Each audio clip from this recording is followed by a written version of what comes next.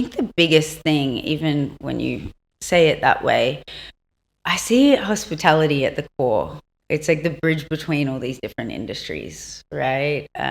Art, culture, fashion. And at the end of the day, it's all about consumer. It's about community, connection. So the thing I love about Beverly, we can go into its beginnings, but the thing I love about it and my role is that I can bring together these different industries and people, and we can work together as a team and I guess cross-pollinate, share resources to create something that's more memorable. Like we're talking now and people might hear some things I've said or what you've said, but the thing that will resonate is how it makes them feel.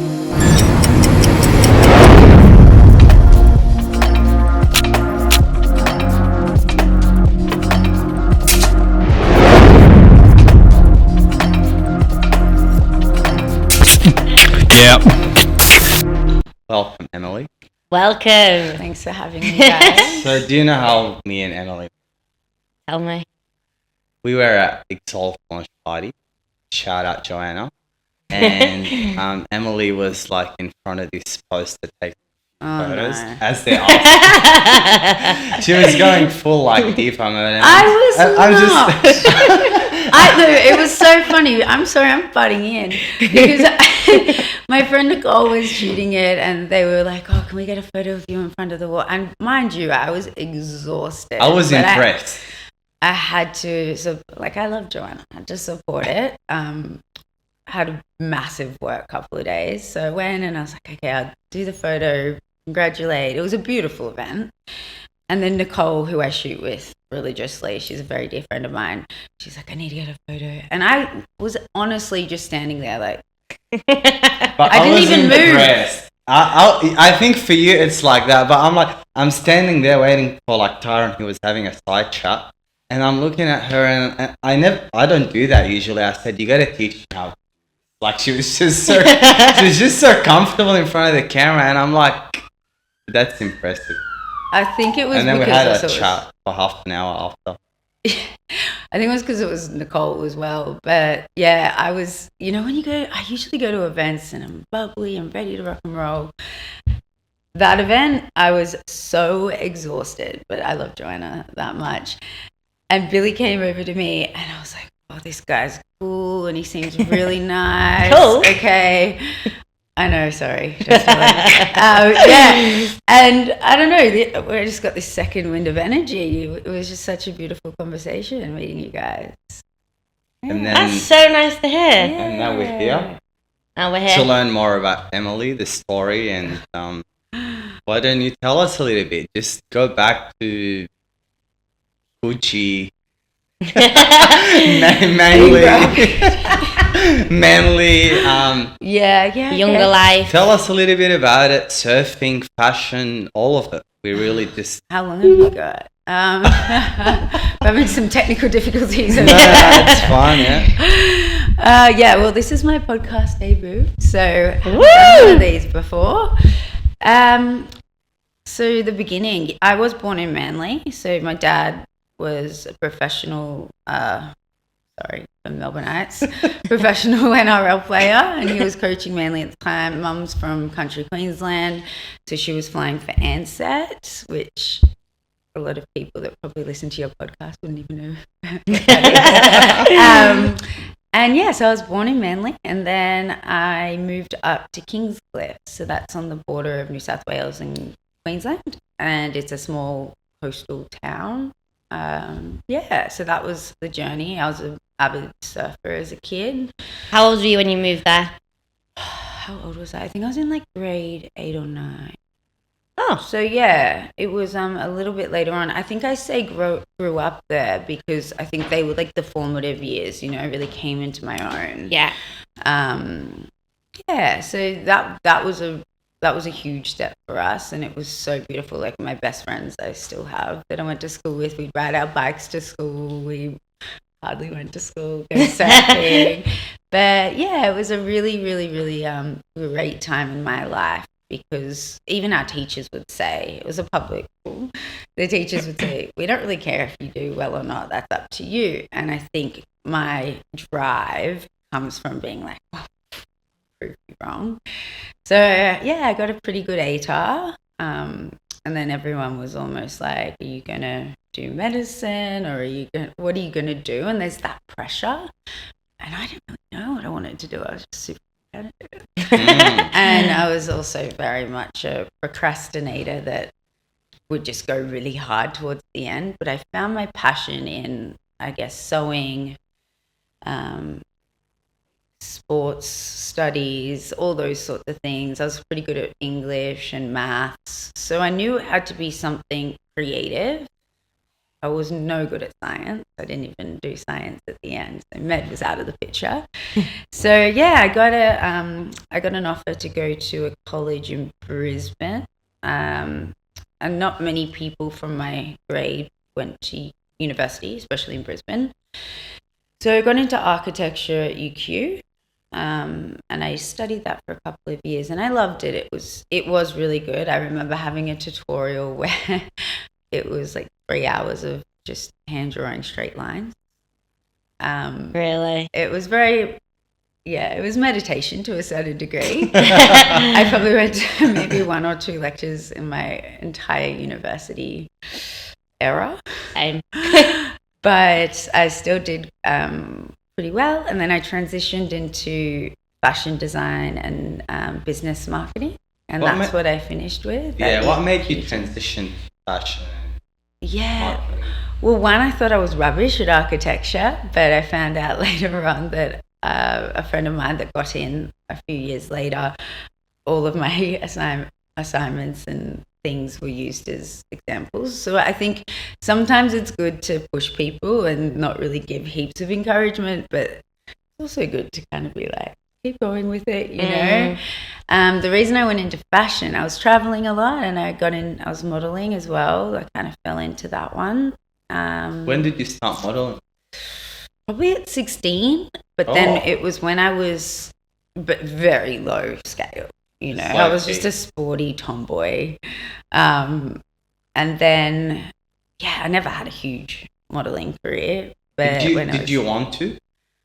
Not necessarily. I really enjoyed it. I think the key thing was I loved working with teams and other creatives, and I loved learning from them. And, you know, it was pretty good money for a uni student. So when I was in Brisbane, it was good. It was kind of the era of fast fashion.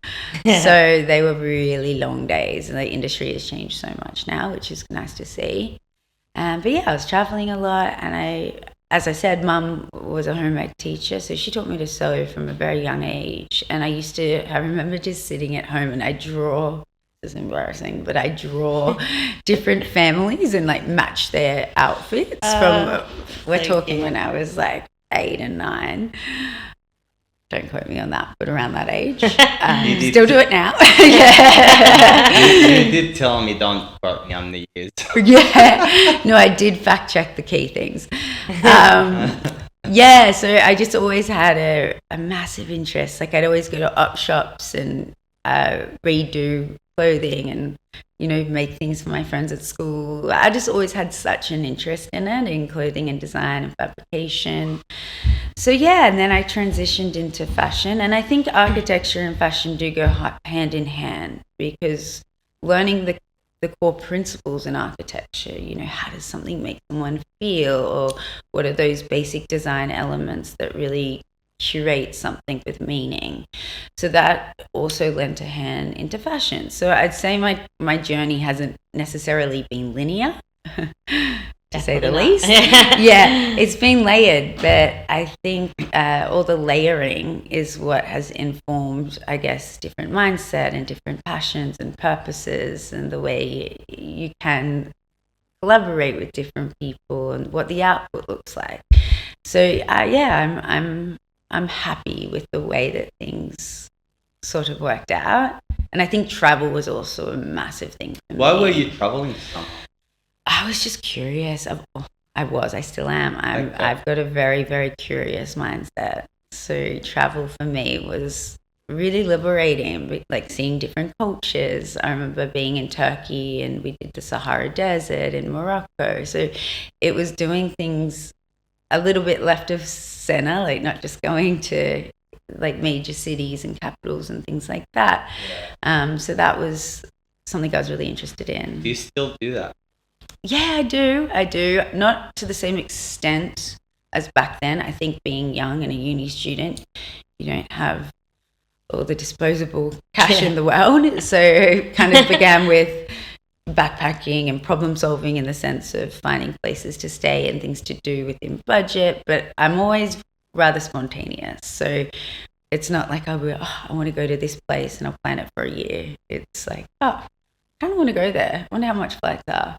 And then I'll get there and I'll just kind of plan it as I go. Love that. Yeah. It's the best way to be, because if you're so rigid in what you do and that's across everything, you don't really get to experience those, I guess, magic moments that happen when you do make those spontaneous decisions, and just don't get too stressed about it either.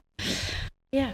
Do you feel like that this randomness also like have some negative impact as well? But I feel like a lot of people love to be planned, especially like partner. I'm a bit of a planner. You know what I mean? How did it work with you? I think there needs to be elements of planning, right? Like loosely. I think it's a stressful process being that way inclined, but it's just been the way I've been my whole life, right? And I look back with hindsight, and even if something was stressful at the time, in the long run, you kind of go, that was one of the best things I've ever done. So it's those little magic 1%ers that you don't always get if you're too rigid in what you do. And you always remember them moments the most. Yeah, you do. Because there was some sort of other background meaning behind why you got to where you got to, I suppose. I was reading a book the other day called like mentioned something about like how literally the biggest best things in life are coincidences. You had no control over it. It's just like something that happened. If you reflect on most of your big events in life, coincidences. Yeah. I think, a big thing for me, so when I finished university, I actually wrote a thesis on the Rana Plaza collapse, which was a massive sweatshop in India. And I've always been a very passionate person, like to my detriment, but I do really appreciate it, because I think that's what's driven me to do the things that I've done in my life and kind of sidestep and be a little bit agile. So I moved over to Indonesia, where I started a ethical garment factory. You moved there? Yeah. So wow. That was actually, I did fact check this one. That was 2018. So I would have been 23, 24. Yeah. How long did you stay? About 4 years. 4 years? Yeah, 3 to 4 years. Yeah, but it was back and forth because I had a few injuries along the way. I'm pretty accident prone. I don't know how long it's going. I got a cute video that I wanted to show you about that. Oh, did you see it on news.com or something? You did, didn't you? Nah, I don't. Yeah, anyway, that was a separate one when I had dengue fever. So dengue fever, if we're going timeline, so I was trekking in Vietnam with my best friend in Sapa, and it was rainy season, they had a massive dengue outbreak. It takes 5 days to contract it. So I'd gone to Indonesia in that space, where she had stayed in Vietnam. I was in the hospital there for like 2 or 3 weeks, and I'm not one to really whinge or be like, I'm not okay. So didn't really get fed a lot, and I think I fainted a few times in the hospital. It was pretty traumatic. I don't remember a lot of it, but I did end up having to get air evacuated out of Indonesia to Darwin on Christmas Eve, actually. Wow. No. I was very, very little. I was probably like 30 kilos. I had my red blood pellets.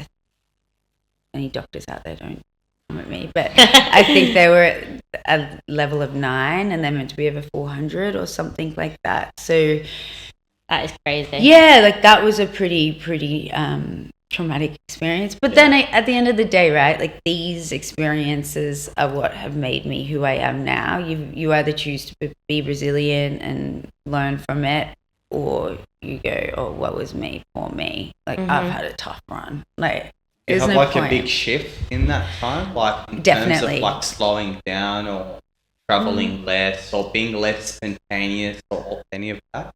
No. Yeah. No, absolutely not. So I think the biggest thing for me was I did go into a very low mood, and I've always been a really outgoing, energetic person with sport, with everything. And that for me was a period where I did sort of switch off. And I have the most beautiful friends and family around me. It was one day a really dear girlfriend of mine asked me, and I was really young, mind you. I think I was like 17 or something. And actually, no, I was older because it was after high school. See, I'm so bad with dates. It might have been like 18 or something. And she said, Emmy, like, have I done something wrong? Because I kind of attracted. I just had low energy. But mind you, I was very slim. I didn't have a lot of hemoglobin being pumped around my body. And that kind of woke me up to myself, because the last thing, connection, and we'll probably go into that, is such a key thing for me.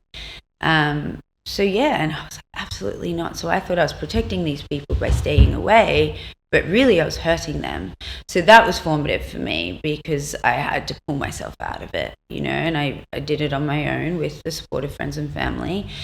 And then when I obviously finished, I went over to Indo, broke a leg over there, got accidentally run over by a scooter in Canggu. She's an adventurer. You have some bad luck in Indonesia. Yeah, look, I know. But anyway, so I had a shattered tibia, had to come home, had like 38 screws, a massive plate. 38 screws. Yeah.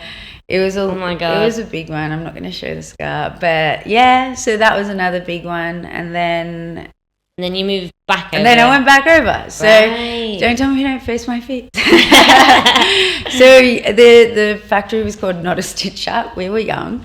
Not a Stitch Up. Yeah, we had 10 Indonesian staff. It was a very different structure to your traditional garment factory. Was it yours, or were you working with someone? It was mine, and I had a business partner. Okay. Yeah. And what were you doing at that? So at that time, we built it and we were running it. It was a very different structure. And as I was saying before, it was very much driven from this passion to really change the world or change the industry. Didn't do that, but that's where I think passion comes back into it. Like if you're driven by curiosity and passion, you're in good stead, because that's where innovation does really lie. So we had no minimum quantity orders. But what we did do was we offered a full-scale service. So you could choose, okay, we need a brand package. Some of the sketches I'd get from these young girls that probably haven't studied fashion before. And then so I'd have to do all their tech packing and fabric sourcing and all the rest of it. So depending on their skill level, we could facilitate it. And because there was so much passion there and our team was amazing, so then they'd start ordering more and more and more. So the business model did work. The fixed costs were a little bit higher at the start, but then once they started ordering more and more, the incrementals really did increase the value of the business. And so you started your own business at an early age. Yeah, and we didn't know whether to make it an Australian business or an Indonesian business or a Singaporean, Hong Kong. So we had to do all that research. Because we wanted to pay them Australian rates. We wanted them to work 9 to 5, Monday to Friday. I would take them to dinner every Friday night down at the Surfers Bar, the local beach. And they were just my family. Yeah. And that must have been really fulfilling to help kind of grow them, train people. But they're strong and beautiful, beautiful peoples. So, it was so nice having a family over there. And it was really hard to leave that. Why did you leave?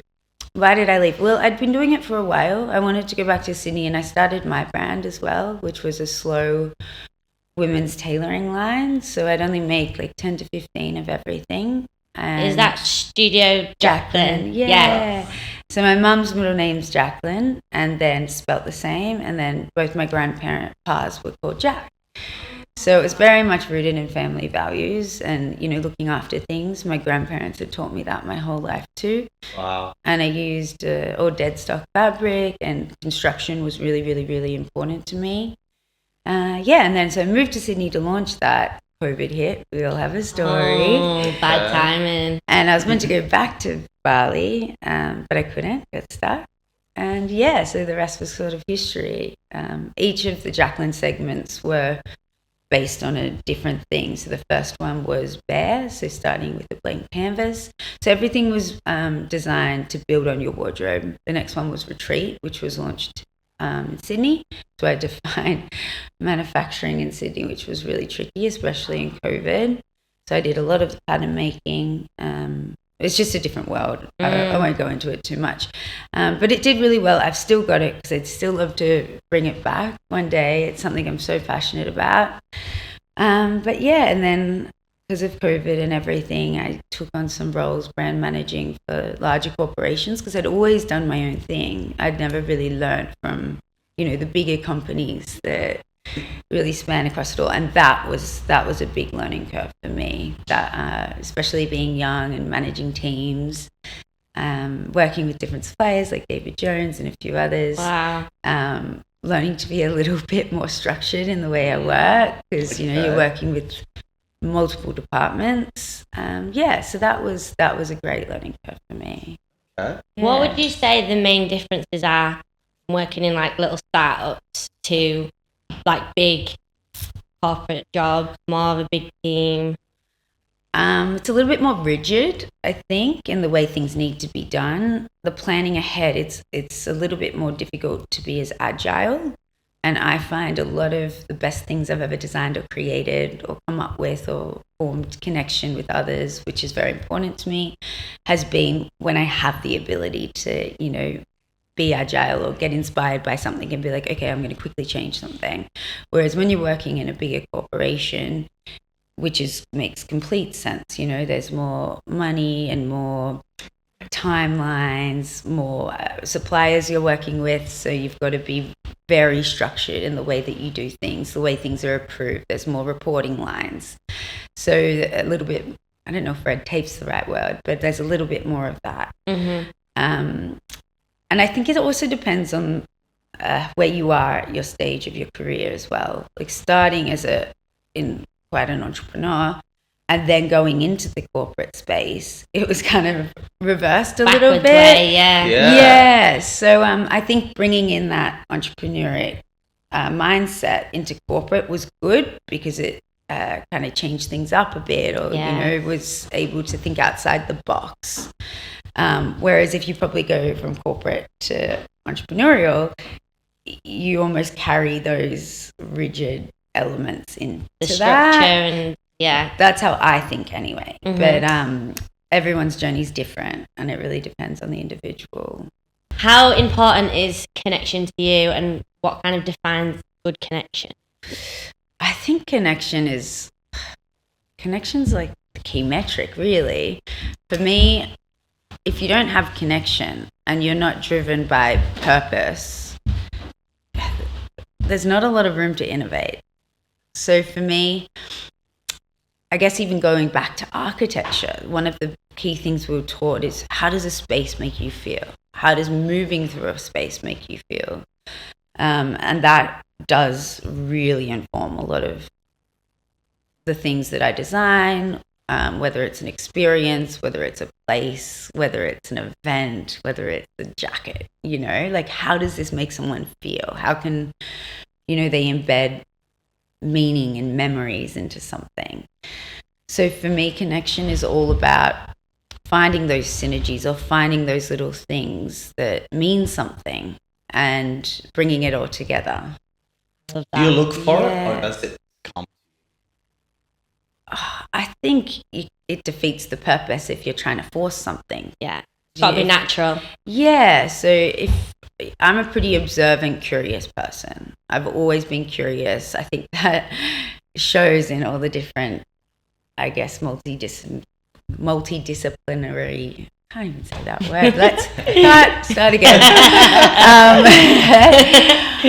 Yeah, I think that my curiosity is shown through the multitude of things that I've done in my life. It's very layered. What is it? Jack of all, master of none. But I like that because I can then pinpoint things, that make people happy or resonate with people. And then for me, that's how I can innovate. So connection, I think, is at the core of doing anything with meaning. Would you say you make a lot of decisions based off feeling, how you feel, like gut instinct? Yes. Instincts, I hope they're good. But I definitely am a feeler. And I think being creatives, as both of you are as well, without feeling, it's very hard to not only connect with others, but even connect with yourself, to know what you want, to know what you want to do, and know what legacy you kind of want to leave. That is powerful. Do you have a certain like routine or like practice to keep in tune with your own, like your own creativity, speak about innovation, speak about ideas? Like, do you have it? You sit down and write? How does it come? I honestly don't have an answer to that question. I think I've always been really passionate. If I'm not interested in something, I'm not interested in it, and I will not be doing it. If I am interested in something, I get really, I guess, curious again. I'm using the same words, but it's true. I get curious because I care. And I think care and purpose, they're just such key things within my life. In terms of your question about how I keep it together, I don't even have an answer to that. I have multiple notebooks. It is the Da Vinci Code. Nobody could read them except for myself. It's scribbles, it's upside down, it's to the side. But the thing is, I probably won't even go back and read it. But for me, writing, like physically, tangibly putting something pen to paper, I'm not great at, I don't love typing. I don't retain information from typing. But when I'm drawing or writing, I can almost visualize what was on the piece of paper, and then it'll come back to me. And I might forget about it for a couple of years, and then randomly it'll pop in my head. Yeah. And then it might inspire something else. But that could be triggered from even having a conversation with the both of you, or triggered from travel, or whatever it might be, just seeing something on the side of the road or listening to a conversation. So I think for me, yeah, it is quite agile. I'm not rigid in what I do, I suppose. I'm definitely not as, I don't know if discipline's the right word, but when I was young and doing a lot of sport, I had to be super disciplined. Whereas now I just kind of do what feels right. And I think that comes with maturity, and that comes with growth and learning, because you know what works for you and you know what you need to be doing. I have a very, very, very strong conscience, and I keep my values very, very rigid. But then when it comes to creativity, you do need to be a little bit more fluid in the way you work, especially when you're working with teams. And I guess that comes back to connection, because I don't like working on my own. I like working with people. I love bouncing ideas. I love trusting in people, and I love it when they trust in me. So, yeah, I think that's how it comes full circle for me. I have to say, I'm really learning a lot, right? Like, a lot of the things you talk about really resonate. Same. I was just thinking I'm really that. resonating deeply with, and I'm like, oh, okay, that's like, Yes. it kind of happens with me, but I never like spoke about it like this. Now you talk about it. It's really powerful. Yeah. Oh, thanks, guys. I was worried I was just going to blab on. Oh, No. that's so good. I feel really like inspired, not to be cringe. Honestly, but no, I'm like- literally, I don't Stop. say that on podcast usually, but I feel that it was honestly like also a part of like, you talk about energy. I feel like that was a part of why I actually started that conversation. I just felt probably that outer most, energy, like, energy yeah. you call, so Thanks, Like guys. me. I'll be back next week. Little confidence boost. You can come and work here for a day with us. The team. No, that's really nice to hear. But I think a lot of creatives can resonate with that. Yeah. I think if you are so passionate about what you do, which is clear in your work, I've seen it. It's unbelievable. Being a creative, you need to have that care and that purpose and that passion. Because if you don't, there's no longevity in what you're going to do, really. Yeah. What does obsession? Obsession. Yeah. I do find hobbies, and I I do get obsessed. Like I started DJing, and that was, I just love music, grew up with it. I find so much inspiration from music, especially old school music. My dad and I used to, do lots of road trips to see my grandparents, and I don't know how he knew so much about all these bands and musicians, but it's retained in my mind.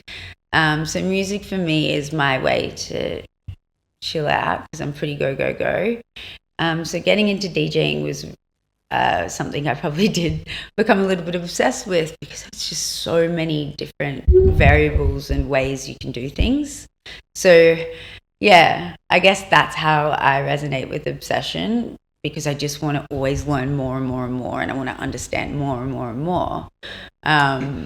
But yeah, then I'll catch myself and I'll be like, okay, cool, what's my next hobby? Yeah. Would you say you get bored and then pick up a new hobby? I wouldn't say bored. I'd just be like, oh, okay, cool. There's the thread from that thing that I learned whilst, let's just use the DJing example. When I was learning to DJ, oh, that kind of resonates with, something else. Like I love the idea of curating a wardrobe for, say, an 70s band, so maybe I'll go back and I'll sew something, or I'll go to an op shop and find material. Actually, that's a hack. Op shops have the best material and it's not too expensive. So yeah, and then I'll go and do that, and then I'll get obsessed with making that. So yeah, I wouldn't say I'm like the most obsessive person, but I think that might answer your question. Little obsessions. Yeah. And how did Beverly come in? Yeah, so Beverly, that I'm new to hospitality. Well, actually not that new now. It was meant to be an error. It was meant to be a small error. Now it's kind of turned into a bit of a long-term thing. It's probably a key focus of mine at the moment. So partners I work with, their hospitality. The opportunity sort of arose because we were building it from the ground up, and I was just helping with, I guess, the design and who Beverly is, what she is, what's the brand look like, where are we going with this. So yeah, I took on the role as creative and strategic partnership director. From the start. So I probably worked on it a year before we opened, and now we've been open for 2 years. I'm really just curious to see how you got into Beverly, and what's that shift been like for you from fashion, architect, corporate to hospitality? I think the biggest thing, even when you say it that way, I see hospitality at the core. It's like the bridge between all these different industries, right? Art, culture, fashion. And at the end of the day, it's all about consumer. It's about community, connection. So the thing I love about Beverly, we can go into its beginnings, but the thing I love about it and my role is that I can bring together these different industries and people, and we can work together as a team and, I guess, cross-pollinate, share resources to create something that's more memorable. Like we're talking now and people might hear some things I've said or what you've said, but the thing that will resonate is how it makes them feel, if they connect with what we're saying, or if there's a little niche that they really resonate with. So for me, hospitality is, it is what it is. It's being hospitable. Having Beverly, it's almost like a vessel. It's a space where we can connect place, people, different things, different topics, and create those memorable experiences. in hospitality, a lot of the time people are going out to either celebrate a milestone or, just go out for a drink with their friends or have a nice meal because it's something that relaxes them or it's something that brings them together. Connection, yeah. I just don't want to keep repeating myself.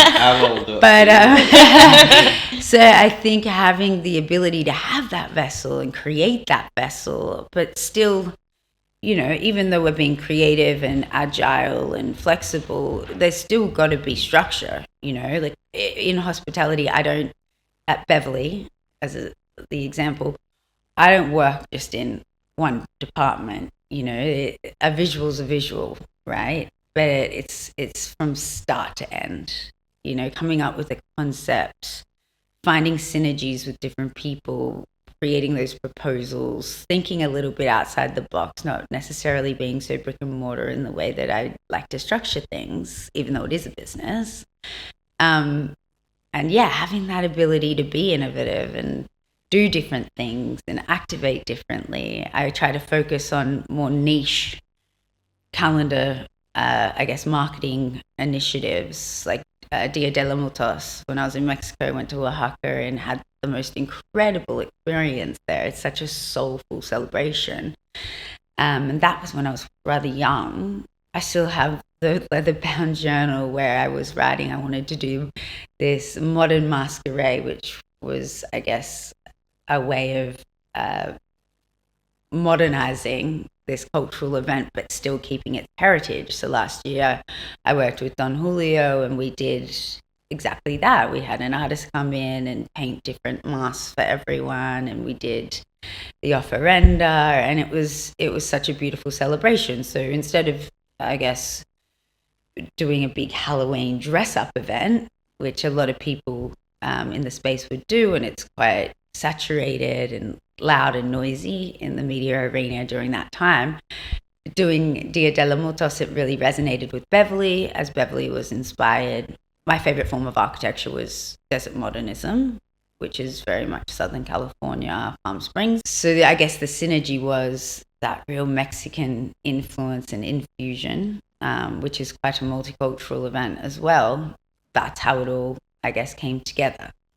So I suppose that's what I love about hospitality. It's being able to innovate in that way. I hope that makes sense. Yeah. I'm just curious, like how do you define your role at Beverly right? In one sentence? Yeah. Putting me on the spot. I Everything, This get creative. This is a paragraph. I'm Yeah, well, I guess it's a small team. So I come up with strategy, ideation, and then how it's going to be and how we're going to work with the right people to make sure that consumer experience is memorable and is a little bit outside of the box. Yeah. Love. You did so well.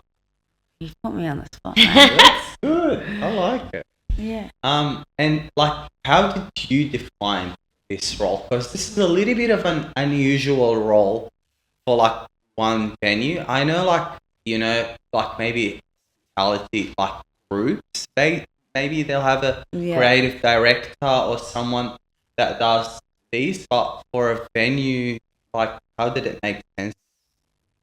How did you come up with all these like little roles?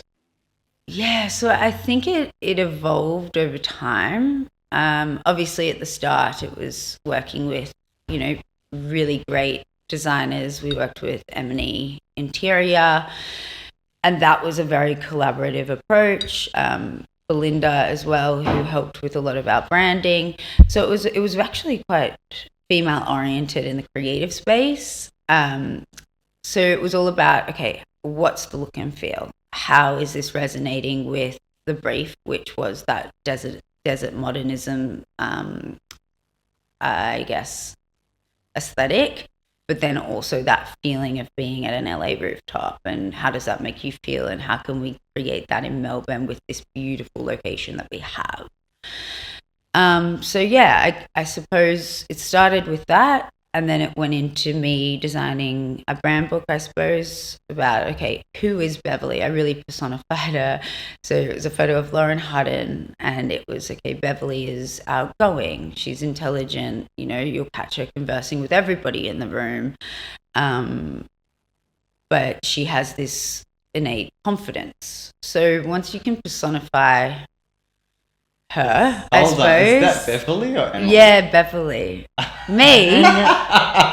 That's the nicest thing you've ever said to me. No, but it's, so once you can personify it, you can identify little things that might inform, you know, the next experience. So one of the pillars was Culinary Connect. So Culinary Connect, wow, Connect is really becoming a key theme of this, isn't it? Which you guys are doing still now. Yeah, so Culinary Connect is evolving as we go. One of the first ones I did was with Ars Italica, which is the largest sustainable caviar farm in Italy. And John came over from Italy, and we hosted a beautiful, amplification lunch with key media and Cole and VIPs. That was so beautiful. So Lisa Downs, who is one of the biggest suppliers of caviar in Australia, came with John. David did a lot of the menu. David is our head chef. He's been with us since day dot, and he is one of my favorite people in the entire world. Shout out to David, who is just unbelievable. He is so consistent. The back of house runs like a well-oiled machine. He is so respectful, but he's so intelligent. Sorry, this could be a whole podcast. How much I love David. We should probably get him on the podcast. I want to meet David. Yeah, we'll bring David if you're listening. He's actually very good on camera. I film him all the time, and he looks at me like, yes, I am. But like, we shot a recent documentary together. Wow, I'm really jumping. At Timbara Farm, which is another one of our ethical biodynamic farms. So they're very much science-driven. Salt of the earth, most humble people you will ever meet in your life. I don't think they were used to doing this sort of thing, but that's part of Culinary Connect. But you do care a lot about sustainability. I feel like even from like day one, Indonesia, like venture or responsibility. To like have Jacqueline to this. Where did that come from? I just think as humans we have a responsibility to tread lightly. You know, we have a responsibility to do the right thing. I think growing up with my family, values have always been very much embedded in me. Like Dad would always say, your values aren't malleable. You can't pick and choose, you know, if you're honest, or doing the right thing between personal, business, whatever it might be. So I think that's always been embedded in me from a young age. I just like seeing people wanting to do the right thing. I think that is something that really resonates with me.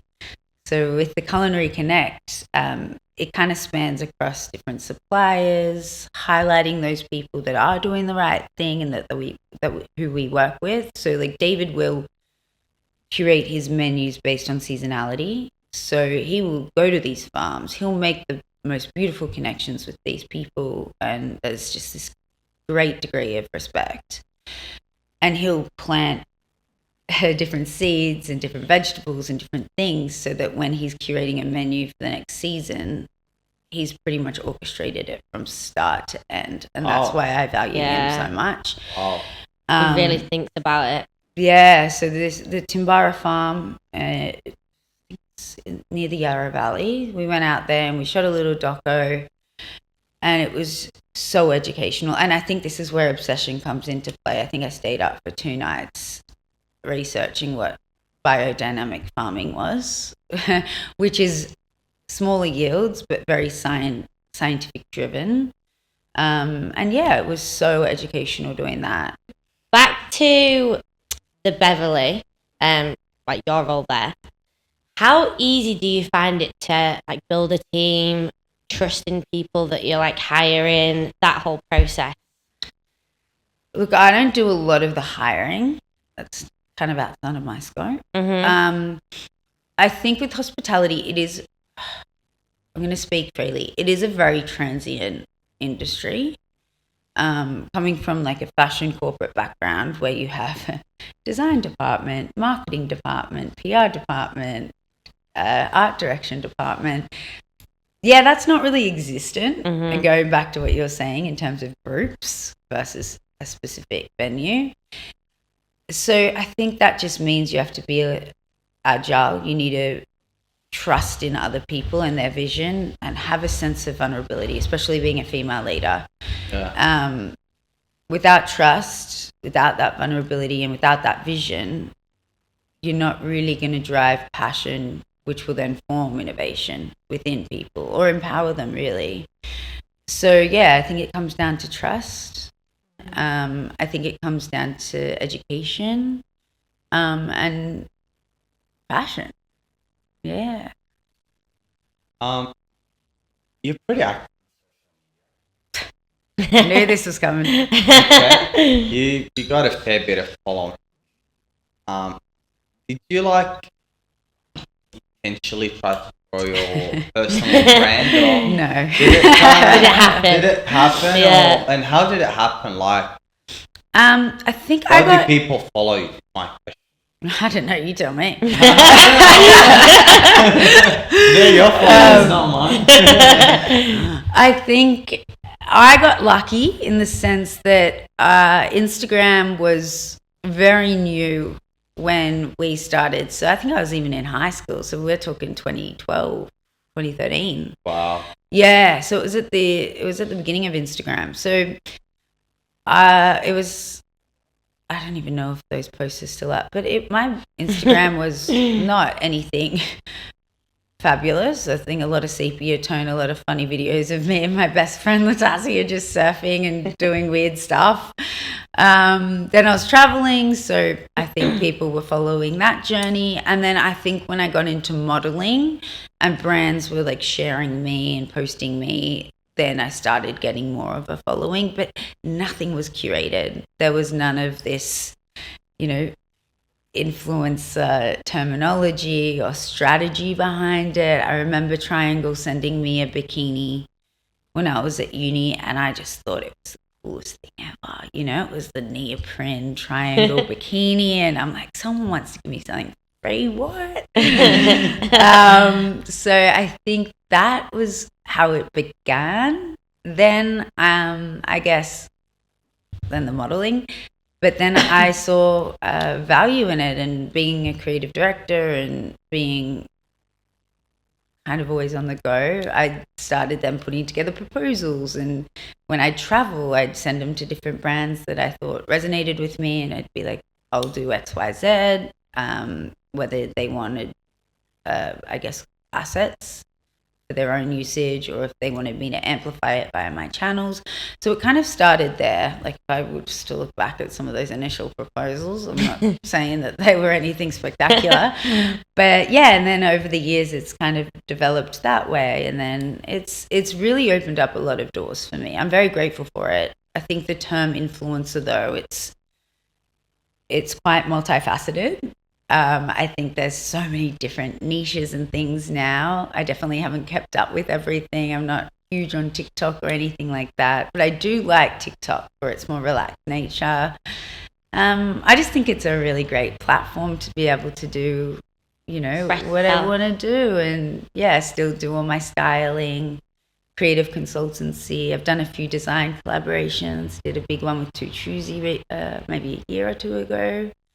It kind of gives me opportunity to do different things, and if people like it, fabulous. Back to your question, I don't know why they follow me, but hopefully it's because they like what I do.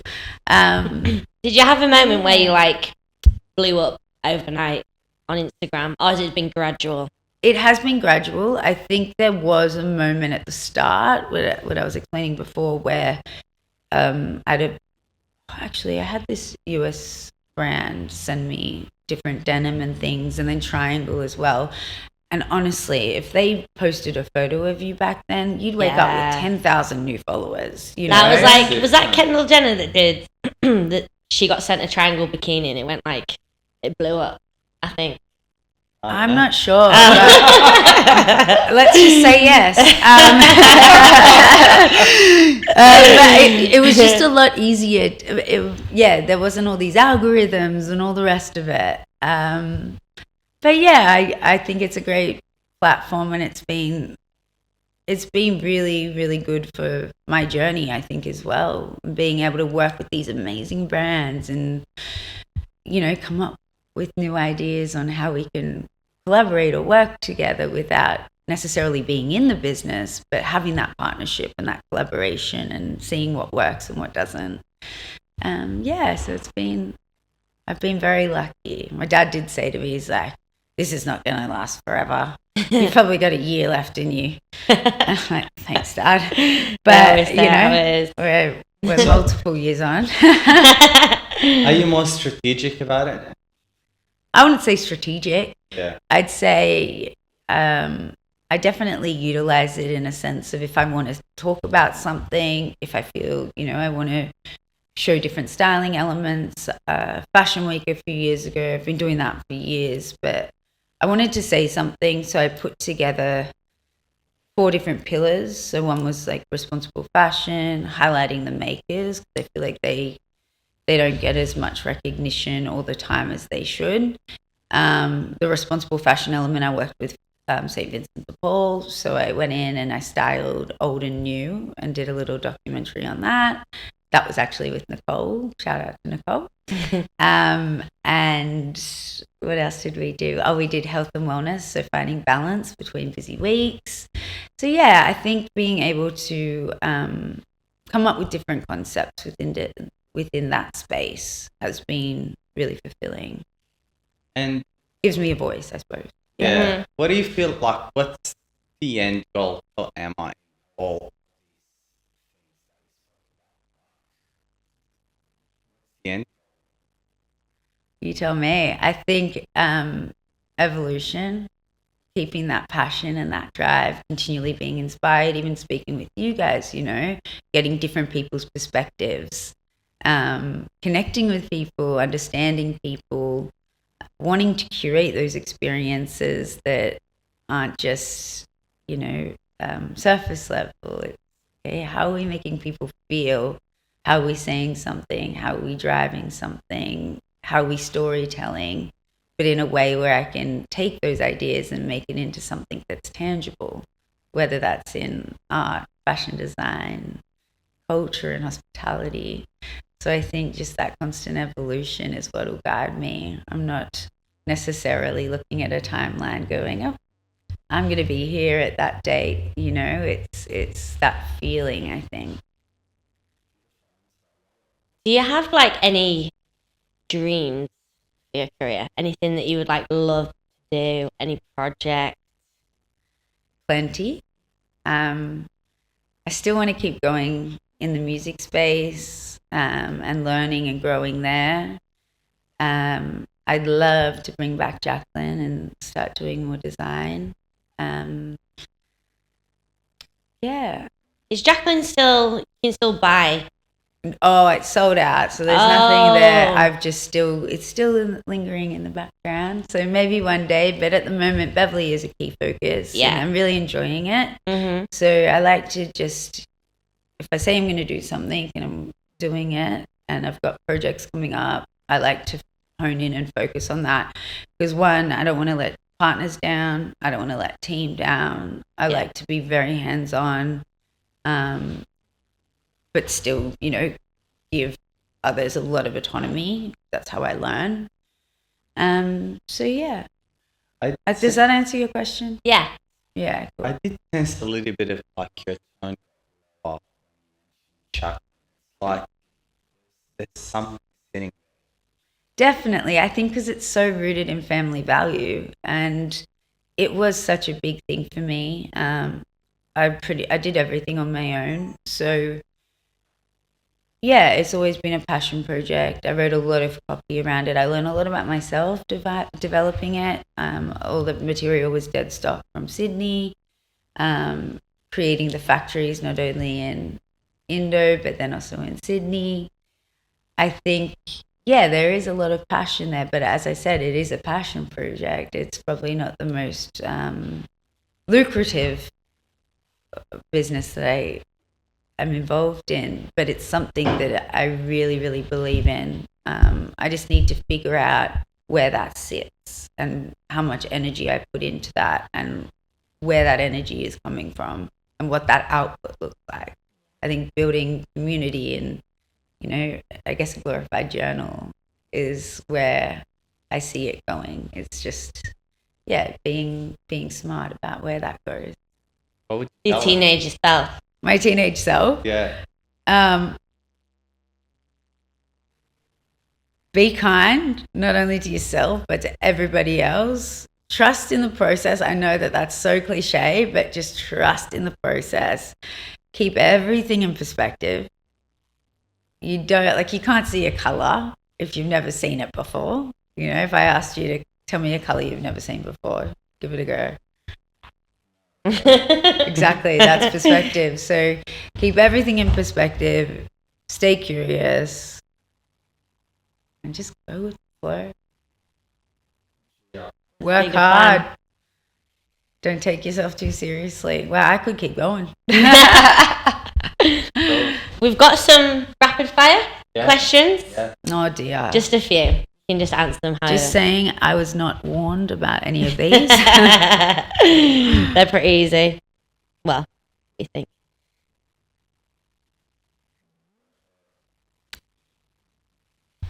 Okay, so coffee order and go-to playlist when you need to get shit done. Coffee order, almond latte, and playlist. Probably my playlist. Album. Or album. I love Supertramp. I'll just say Supertramp. What are you most proud of? I guess the people in my life and the way I've remained curious and done a few different things. What do you think about the topic of women in hospitality? Tell us, like, 6. I've never really thought about it, to be honest, but I think there's a huge shift, and it's lovely to see so many strong, confident, intelligent women leading the space. Ooh. Confidence, natural or learned? A mix. I think to develop confidence, you have to really understand yourself, and you have to grow. I think it comes with maturity and experiences. The best thing fashion ever gave you? A voice? Is The worst thing fashion ever gave you?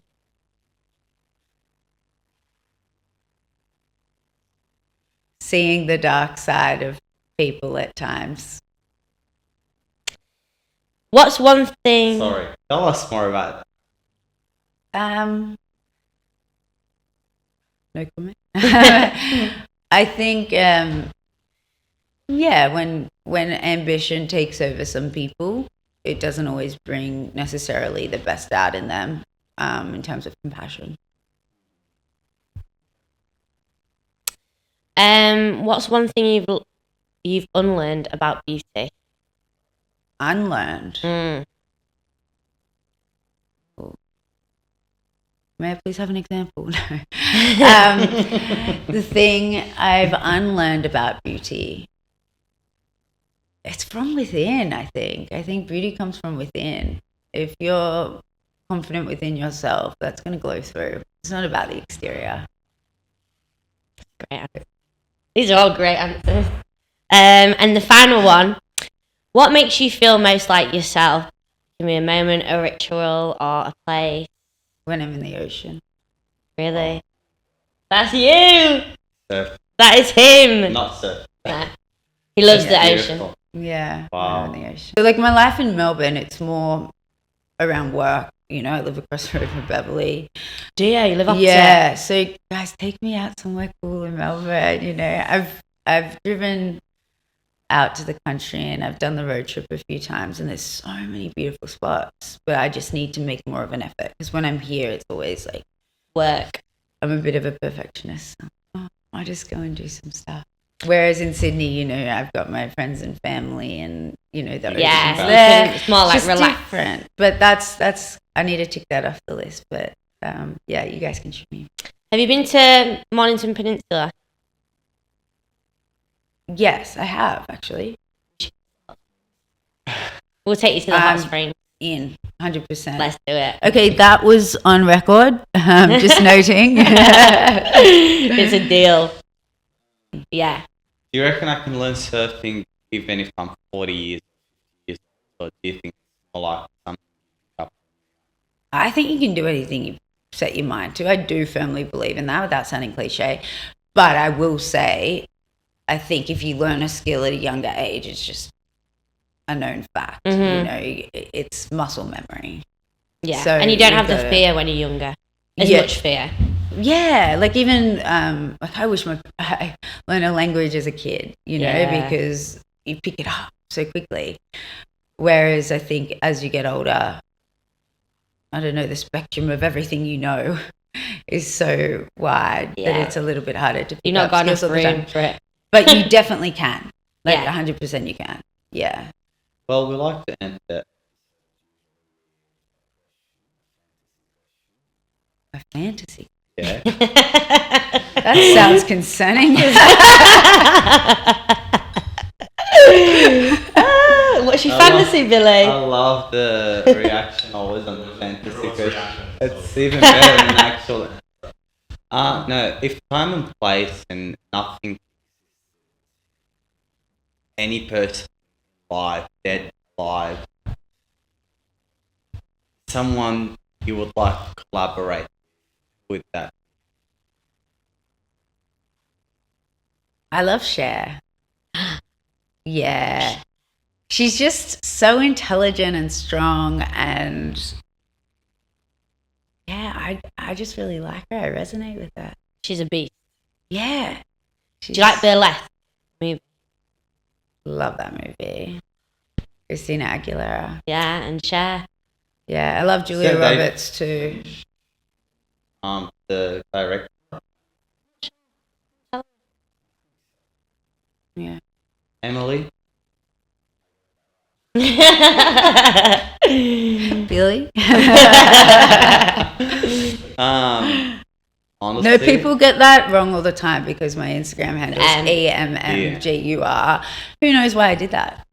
That was double N. Yeah. Oh. I don't know why. I think I liked the symmetry of my last name, but the double R, yeah. Yeah. So you're not the first. It's fine. Call me what you want. I can come back from.